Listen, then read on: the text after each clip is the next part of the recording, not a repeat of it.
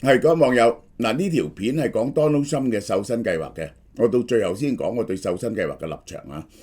作為一個其實我一個右翼，大家都好驚訝咧，我係一個右翼嘅溫和右翼分子，就係一向都係主張小政府嘅。政府唔係必要嗰陣時咧，唔好俾政府做，因為政府做咧係注定冇效率嘅。但係有啲嘢不能不俾政府做。好啦。咁我哋講講我哋呢一隻嘢嚇，我係推介呢一隻嘢。首先，佢係大廠做嘅 Form Bio。第二咧，第二個特色就係佢個份量最重嘅57,600個 mg， 呢盒嘢入邊總共係。咁佢咧就係有120粒啊，食4個月㗎，食4個月。咁咧就每粒咧係400個 mg 喎，你未人見過咁重份量嘅 mg NMN 嘅。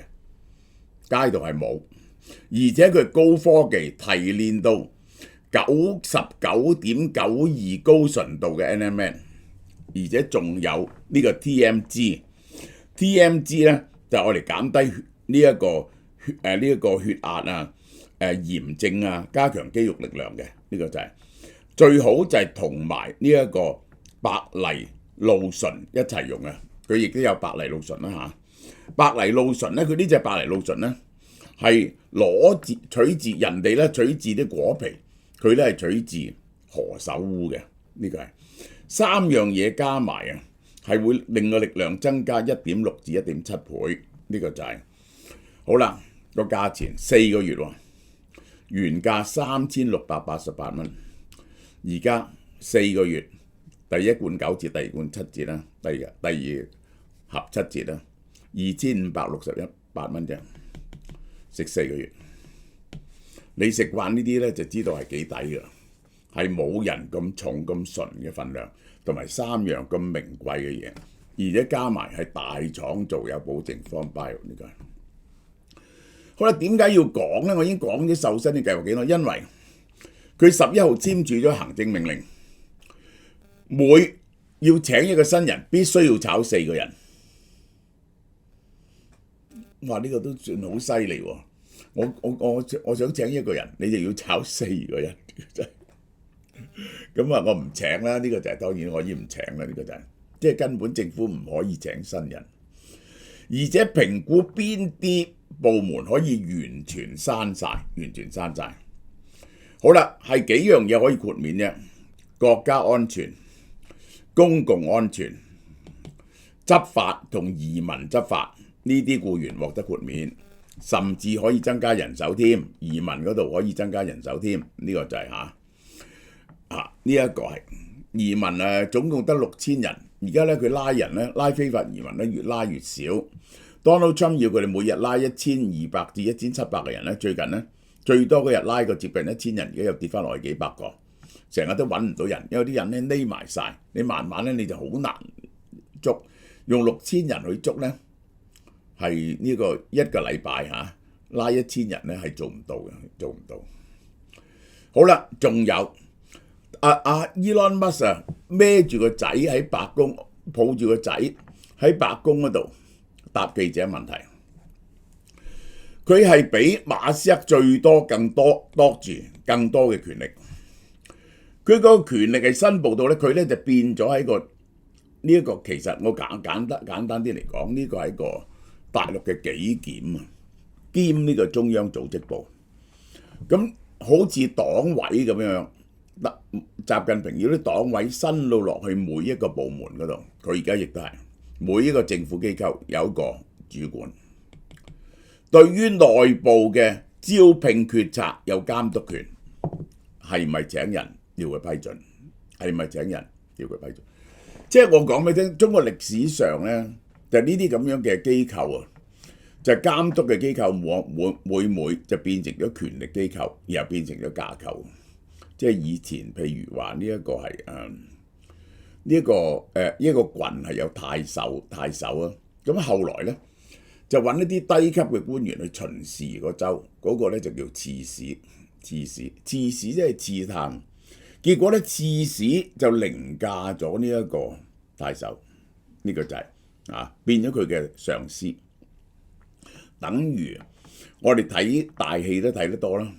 中咗狀元做七省巡按，巡按又係代天巡守，即係代皇帝去監視，其實個低級官，但佢隨時可以檢控嗰啲高級官。而家咧呢個部門咧，呢個效率部門咧，第一佢哋就掌握咗中共組織部嘅大權，即係可以隨時咧就係炒人、請人又要佢批准。凡係邊個掌握咗人事權嗰刻，佢就掌握咗真正嘅權力。你所有人咧要睇佢嘅面色，呢個就係好啦。佢領軍啊，佢而家呢個係佢原本揾出嚟嘅嗰6個人，而家咧話有100人㗎啦，而家已經搞到100人。呢啲人咧係冇人工，一個禮拜做100幾個鐘頭，冚唪唥係軟件工程師，3個人大學畢業都冇。佢哋咧就爬梳啲數據，揾到乜嘢 payment 出嚟咧就可疑嘅然後咧就去停止咗佢。其實就係咁樣。好，而家咧佢哋就有一個呢個就係一個呢個肥雞餐嘅計劃啦。當時呢個梁錦松香港特區政府變咗好龐大嘅赤字嗰刻，亦都試過用呢樣嘢，自願離職公務員領8個月薪水作為資遣費，8個月，你睇下做幾耐啦。不過佢呢個就係 voluntary 嘅，佢係 voluntary 嘅。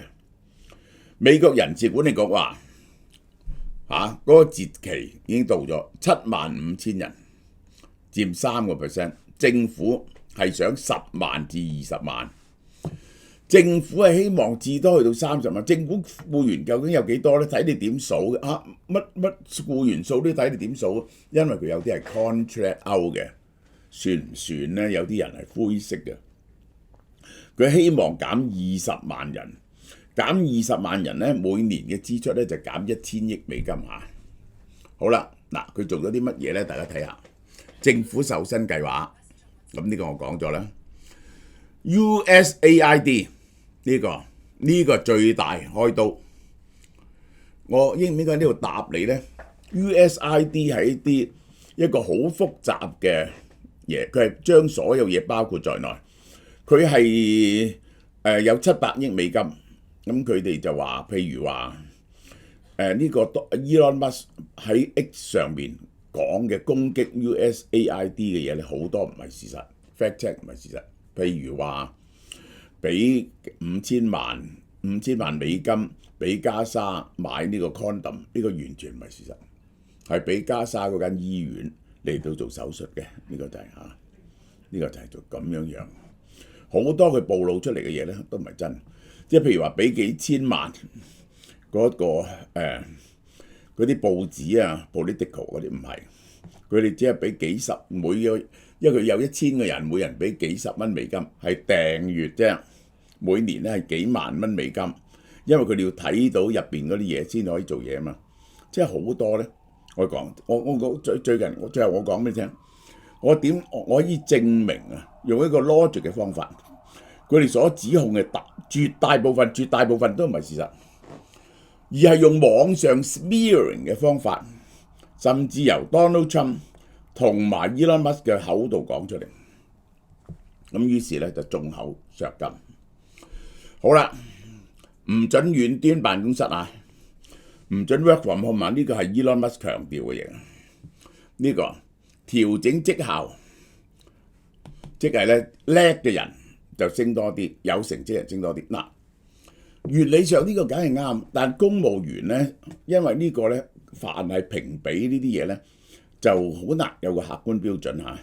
呢個中國搞咗幾千年咁咧就結果就係大致上整一套叫經察同埋大計3年就審核一次出嚟，係要盡量避免嗰個上司嘅主觀去判斷啊，因為個上司嘅主觀判斷咧就變咗一個擦鞋嘅集團同埋一個勢力範圍，營造咗勢力範圍大量員工被強制休假，歸類為即時解僱。呢個係以解決隨時解僱狀態，強制休假，以簡化開除程序。有好多呢個公務員嘅要炒係要一定嘅程序，即係香港我都睇過啲公務員要炒，搞足年幾兩年都未炒到。你一定有 warning letter， 一定有 hearing， 你知唔知啊？一定有公務員代表喺度，個公務員勞工團體嘅代表坐喺度 hearing， 然後判斷值唔值得炒，即係咁樣搞好耐嘅。如果員工接受建議呢，迅速重新分配職務或直接撤除呢，就列入帶薪休假，直到9月底或更早嘅辭職日期，依然出糧，唔會一次過。嗱，呢種方法就咁嘅。我話俾9個月你呢就帶薪休假，每個月出糧就唔係一次過俾。點解啊？大家明唔明啊？咁樣呢，你唔會亂咁攻擊政府啊嘛。因為你仲有錢喺嗰度讀書啊嘛，9個月後你嘅仇恨已經冇咁強啦，係咪？除非機構有特殊要求，辭職員工唔需要再返工，佢可以叫你返工。Memorandum 亦授權機構解決係唔係工作交接時候有一定程度嘅參與呢？即係咧你要將你手上嘅嘢交俾第二個啊嘛，呢個就係可以要求佢做呢啲嘢。紐約時報話，根本俾聯邦員工嘅電郵同 Elon Musk 2022收購 Twitter 個電郵極為相似，標題都相同，亦都提供離職補償。呢一個係好啦，佢喺佢 X 平台入邊接受休離方案，可以隨心所欲，另外揾新嘢做。呢個係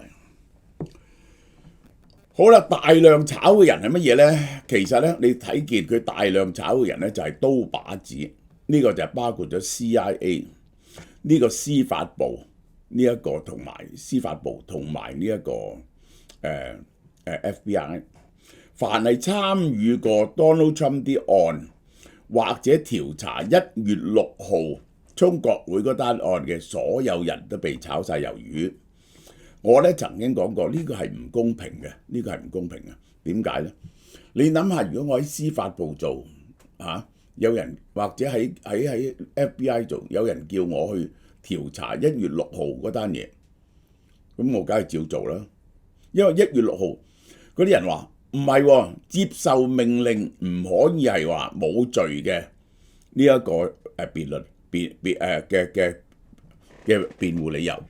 呢個係完全係指去到種族滅絕、違反人道嗰啲咁嘅嘢，即係咧去到呢一個柏林圍牆開槍去射殺人呢啲，你就唔可以用遵守命令嚟到作為辯護，因為法官話係啊，你要遵守命令，但你可以將個槍頭移高1寸啊嘛。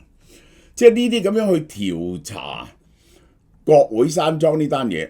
然後最後起訴權都唔係佢哋做，結果呢一個判決權係喺嗰啲法官手上，佢哋純粹照職務做，而要拉呢啲人呢係非常唔合理嘅。好啦，然後呢，佢又覺得咧呢個係呢個 Donald Trump 一路覺得佢上屆任期入邊呢，同埋佢離職之後呢，就係嗰班人一路整蠱緊佢，就係 CIA、FBI 同司法部門嘅人，仲有啲國務院嘅人，呢班人呢，就係一路同佢作對，所以而家呢，佢大量炒呢啲人。呢個中情局啊，可能炒5-6千人啊，有一段時期，即係你個政府如果炒呢個 10% 人，會唔會影響個政府嘅運作呢？基本上係唔會嘅，基本上唔會。但係有啲嘢，如果你成個部門去炒呢，你就當然係呢啲嘢就係冇咗啦。舉個例，呢一個 USAID 佢成樣嘢山寨嗰時咧，佢係包括咗喺中非啊、索馬里啊有啲糧食 program 嘅，冇咧就立即餓死啲細路仔。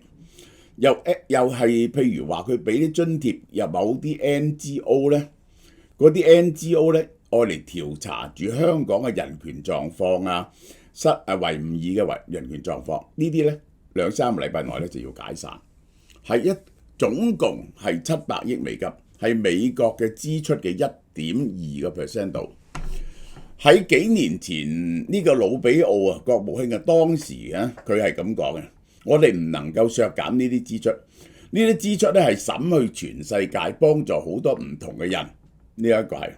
而點解我哋要幫助呢啲人呢？除咗啲人值得幫助之外，一個好重要嘅點呢，就係如果我哋唔做呢啲嘢咧，我哋冇晒影響力。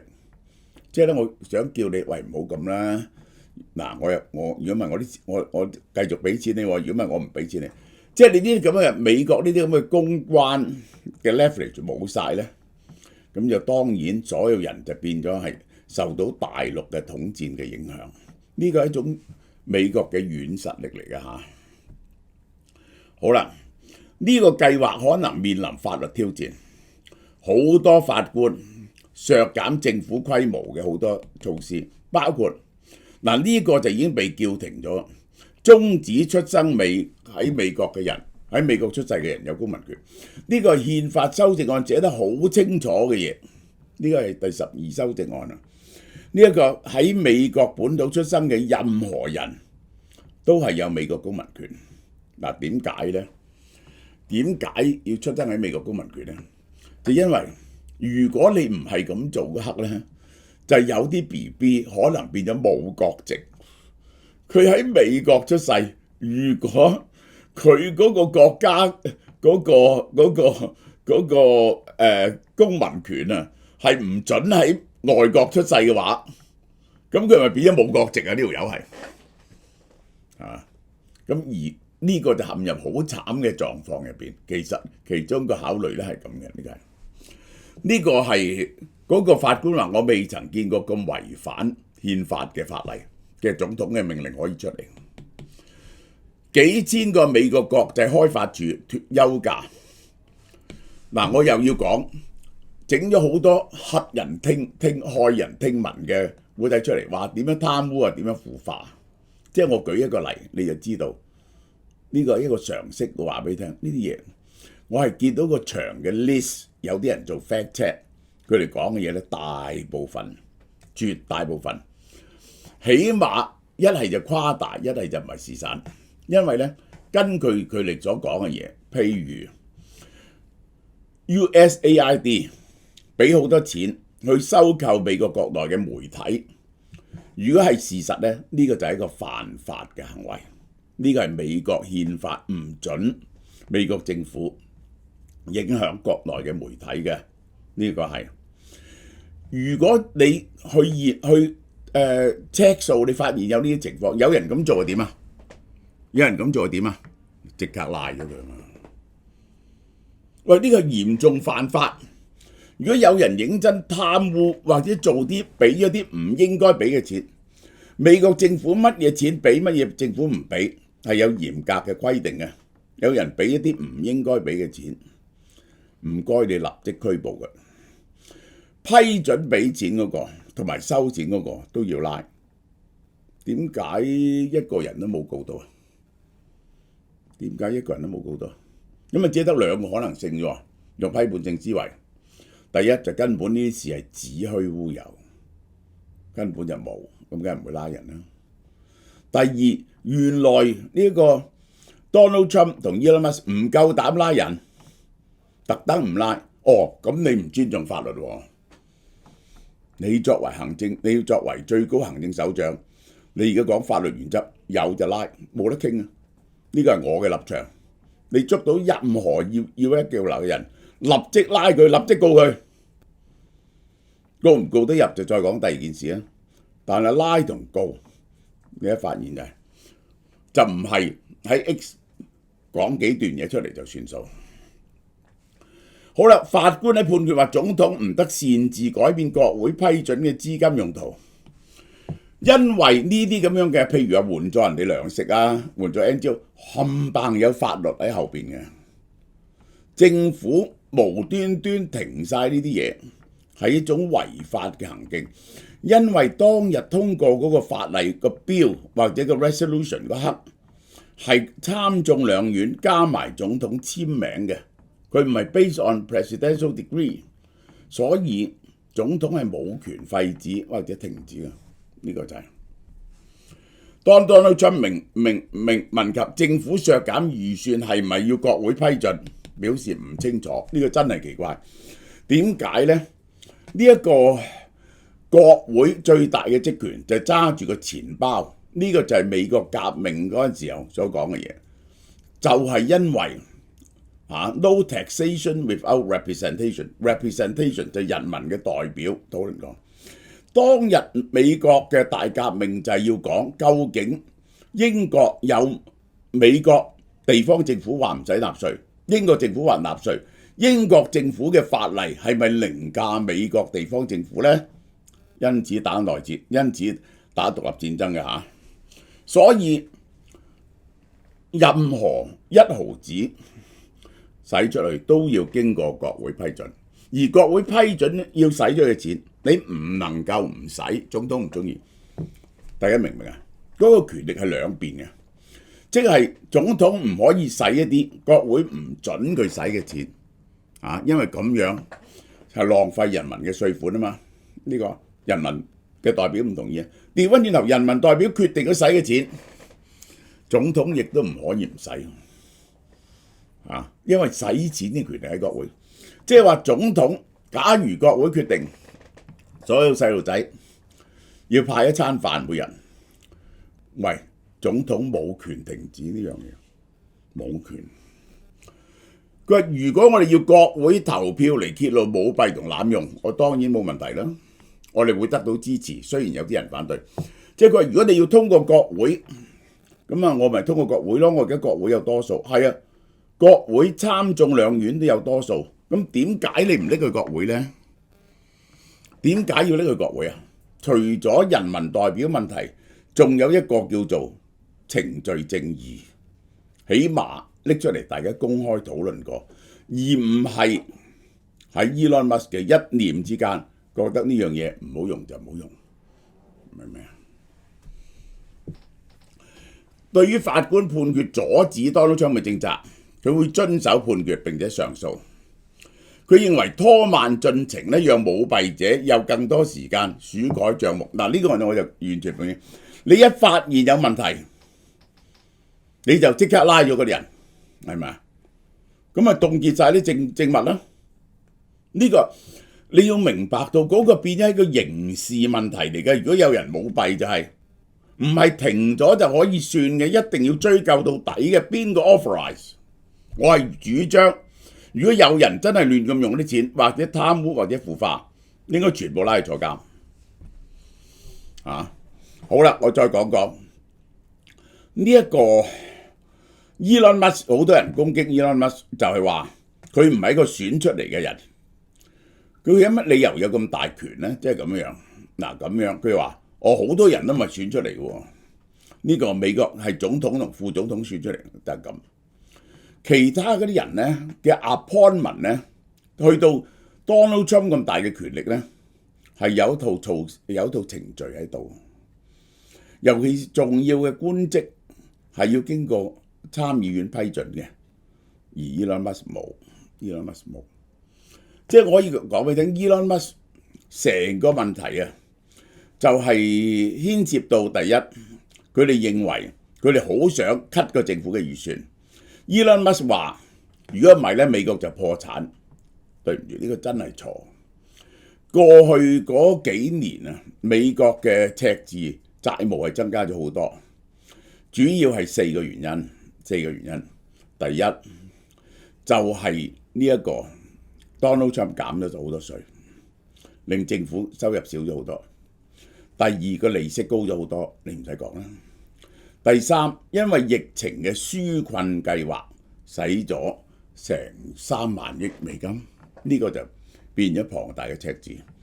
第四就係呢一個拜登有2個呢啲咁嘅大型計劃，係整基建同埋呢一個譬如話鼓勵呢個晶片，咁係使相當多錢。其實就呢4個原因。平時美國嘅赤字係並不嚴重，尤其是利息低嗰陣時。平時美國政府嘅赤字係3幾千億，3幾千億 out of 23萬億嘅美國呢一個嘅 GDP 嚟講唔係多。當然呢幾年就多，就因為我講上述嗰4個數字。我再講一次俾大家聽。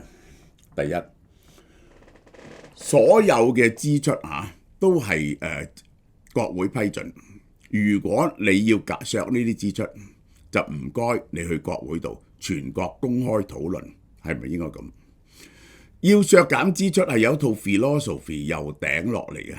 我哋用乜嘢原則削減支出？點解需要削減支出？點樣減止浪費？第三，有人濫報支出、貪污腐化，1毫子度立即拉 Q 佢。大白於天下最好啦。如果咁多人貪污腐化，咪拉晒佢咯，係咪？呢個就係。然後第4就係唔能夠將有啲嘢完全係當為成個部門咁樣去廢除，覺得係浪費嘅。即係譬如話 USA 或者呢個而家想廢除美國之聲啊！大家知唔知美國之音啊？美國之音係70、80年來由呢一個1949年到而家喺嗰啲嗰陣時共產國家嗰啲人漏夜用 FM 半夜嚟聽嘅。而家呢啲咁嘅係對共產黨政權、獨裁政權下邊嘅人嘅一種呼喚，而家都要慳呢個係我嘅諗法。呢一個咁樣嘅 cut 支出嘅最重要原因，就係因為第一有意識形態上嘅原因啦，認為要少政府啦。第二就係要 drain the swamp， 將嗰啲刀把子曾經對呢個 Donald Trump 敵視嘅一啲公務員殺晒佢啦。第三就係要揾錢出嚟減稅。呢個 Donald Trump 提出咗個 program 出嚟咧，係要減55,000億美金嘅稅未來5年啊。而家咁大嘅赤字，再要減咁多稅，就得2個辦法。一個就係用呢啲大刀闊斧嘅削支出。第2個辦法就係點啊？就收關稅咯，好嘛？好啦，大家買咗呢本書未？出咗嚟啦非常漂亮嘅一本書，我喺度簽緊名俾大家。咁你就可以訂埋本朱元璋嘅。咁就呢一個咧就係呢個空運價錢就係我亦利用空運嗰個重量咧，就加咗啲包茶喺度俾大家。呢個係咁空運就貴啲噶啦，呢個就係去到尾加兩本書加埋茶。要成700幾蚊喎，但係如果用海運咧，就係100幾蚊嘅啫。喺香港都100幾蚊，2本書加埋都200蚊。咁就因為你唔使急啊嘛，其實係咪？應該儲齊嘅呢本書非常之精美同埋好睇嘅，我保證你。OK。